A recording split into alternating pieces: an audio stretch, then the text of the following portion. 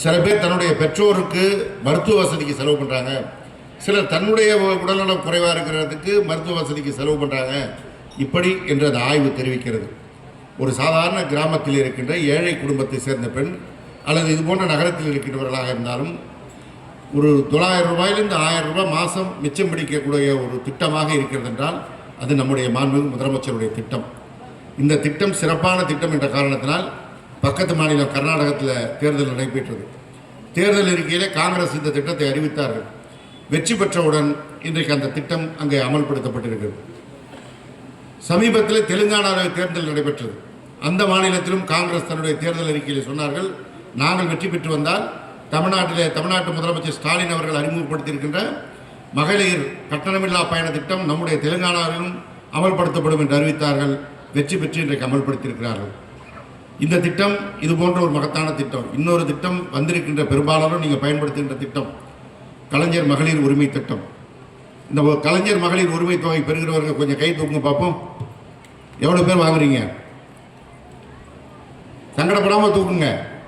ரூபாய் 1000 நம்முடைய வீட்டில் இருக்கிற சகோதரர் கொடுக்கல, நம்முடைய கை செலவிற்கு பெற்றோர் கொடுக்கல, கணவர் கொடுக்கலன்னு என்று எதிர்பார்க்காமல் உங்களுடைய சகோதரனாக உங்களுக்கு ஒரு குடும்பத்திலே ஒருவராக இருந்து நம்முடைய முதலமைச்சர் அந்த திட்டத்தை கொடுத்து கொண்டிருக்கிறார். மாதம் ரூபாய் 1000 வழங்குகின்ற திட்டம் இந்தியாவில் எந்த மாநிலத்திலும் இல்லாத திட்டம்.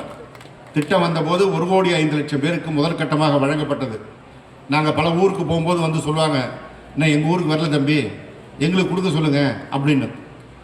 அதை முதல்வரிடத்தில் தெரிவித்த பிறகு மீண்டும் யார் மனுக்கள் கொடுக்குறாரோ பரிசீலனை செய்து கொடுக்கலான்னு சொன்னார். இப்போ 1,05,00,000 இருந்தது 1,15,00,000 உயர்ந்திருக்கிறது. 1,15,00,000 பேருக்கு ஒரு அரசாங்கம் மாதம் ரூபாய் 1000 கொடுக்கிறது என்றால் அது ஒரு சாதாரண காரியம் கிடையாது. ஒரு மிகப்பெரிய சாதனை திட்டம். இந்தியாவில் மற்ற மாநிலத்தை சேர்ந்தவங்களாம் இது நடக்காது, நடத்த முடியாதுன்னு நினைச்சாங்க. நமக்கும் நம்முடைய முதலமைச்சர் ஆட்சி அமைந்த போது கொரோனா உச்சகட்டத்தில் இருந்தது. அரசாங்கத்துக்கு மிகப்பெரிய பொருளாதார நெருக்கடி, கடந்த ஆட்சியில் ஏற்படுத்தி விட்டு போன கடன் சுமை, இதையெல்லாம் தாண்டி இந்த திட்டத்தை அமல்படுத்துவதற்கு பொருளாதாரத்தை சீர் செய்து 2 வருடம் அதற்கான காலத்தை எடுத்துக்கொண்டு பொருளாதாரம் சீரானவுடன் நம்முடைய முதலமைச்சர் அவர்கள் வழங்க தொடங்கினார்கள். இன்றைக்கு வழங்கப்பட்டு கொண்டிருக்கிறது.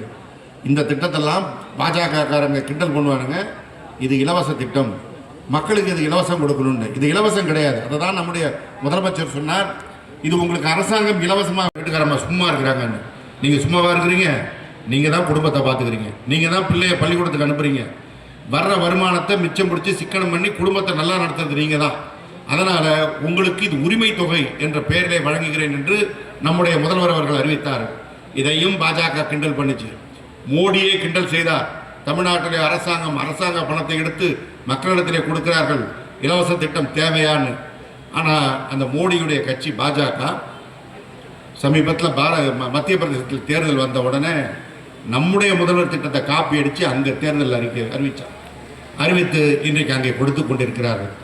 இந்தியாவில் நம்மை பார்த்து பாஜகவும் மத்திய பிரதேசத்தில் கொடுக்கிறது என்றால் இப்படித்தான் மற்ற எல்லோருக்கும் வழிகாட்டுகின்ற ஒரு முதலமைச்சராக நம்முடைய முதலமைச்சர் தளபதி அவர்கள் திகழ்ந்து கொண்டிருக்கின்றார். அந்த முதலமைச்சருக்கு தான் நாம் பிறந்தநாள் கொண்டாடுகின்றோம். இன்னொரு சிறப்பான திட்டம் புதுமை பெண் திட்டம். நம்முடைய ஏழை குடும்பத்தை சேர்ந்த பெண் குழந்தைகள் அரசாங்க பள்ளியில் 6ஆம் வகுப்புலேருந்து 12ஆம் வகுப்பு வரைக்கும் படித்தா கல்லூரி படிக்க போகும்போது அவருக்கு மாதம் ரூபாய் 1000 வழங்கப்படும் என்று நம்முடைய முதலமைச்சர் அறிவித்தார். ஏன்னா பல குடும்பத்தில் பெண் குழந்தைகள் பள்ளி படிப்பு வரைக்கும் படிச்சிடுறாங்க, கல்லூரி படிப்புக்கு போகும்போது பொருளாதார சூழல் குடும்ப சூழலில் படிக்க வேணாம் அப்படின்னு நிறுத்திடுறாங்க அப்படின்னு ஒரு ஆய்வு கிடைக்குது. முதலமைச்சருக்கு அந்த ஆய்வு கிடைத்தவுடன் இது ஒன்றும் தேர்தல் நேரத்தில் சொன்ன திட்டம் இல்லை. தேர்தல் நேரத்தில் சொல்லாவிட்டாலும் நம் வீட்டு பெண் குழந்தைகளை படிக்க வைக்க வேண்டும் அந்த புதுமை பெண் திட்டத்தை அறிவித்தார். இதில் ஒரு முக்கியமான செய்தி என்னன்னா, சமீபத்தில் மோடி ஒரு திட்டத்தை அறிவித்தார். இந்தியாவில் உயர்கல்வி படிப்பவர்களுடைய எண்ணிக்கை 27% இருக்கிறது. பள்ளிக்கூடம் படிச்சுட்டு கல்லூரி படிக்க போகிறவங்களுடைய எண்ணிக்கை 27% இருக்குது. அதை நாங்கள் 51% உயர்த்த போகிறோம் அப்படின்னு சொல்லி அந்த திட்டத்தை அறிவித்தார். ஒட்டுமொத்த இந்தியாவும் 51% தான் உயர்கல்வி படிக்கிற நேரம், 27% தான் படித்து கொண்டிருக்கிறது. இலக்கு நிர்ணயித்திருப்பது 51%. அதே நேரத்தில் நம்முடைய தமிழ்நாட்டில் ஏற்கனவே நாம் 52% தாண்டி உயர்கல்வி படித்துக் கொண்டிருக்கிறார்கள் என்ற செய்தி அவர்களுக்கான செய்தியாக போனது. பாதகம் செய்பவரை கண்டால் நாம் பயங்கொள்ளலாகாது பாப்பா. மோதி மிதித்து விடு பாப்பா, அவர் முகத்தில் உமிழ்ந்து விடு பாப்பா. அண்மை செய்திகளை உடனுக்குடன் தெரிந்து கொள்ள இணைந்திருங்கள் இயம்நாடு தொலைக்காட்சியுடன்.